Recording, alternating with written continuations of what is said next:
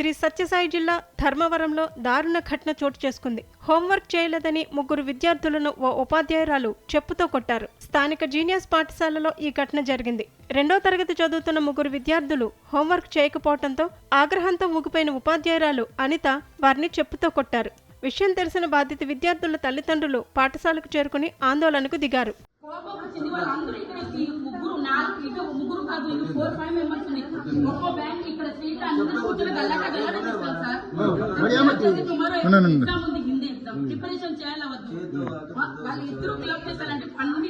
Total mix అయిపోయింది class లో.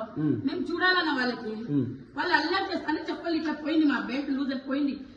నిజం కూడా చెప్పినాడు, మా పిల్లలతో చెప్పినాడు, కొట్టినాడు, అట్లా కొట్టింది వాళ్ళకి. అట్లా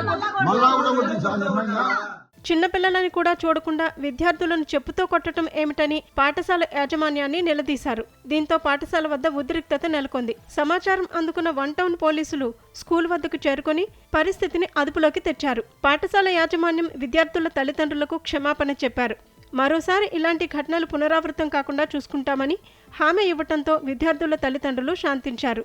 వాళ్ళు ఎక్కువ అల్లరి చేస్తాను అసలు క్లాస్ లో ఎట్లా చేస్తానా, ఏం మా అల్లరి చేస్తాను, మా చెప్పలు ఎట్లా పోయినాడు కొట్టాను, మా చెప్పలకి ఎట్లా ఇట్లా ఒకటి ఇట్లా ఏం ఇట్లా ఉడికి ఇట్లా కొట్టింది. అట్లా వాళ్ళు ఎట్లా చెప్పింది చూ, మా పిల్లలు కూడా మాకు తెలీదు అట్లా చంపలు కొట్టాలి వాళ్ళకి. నువ్వు చెప్పేదినావా?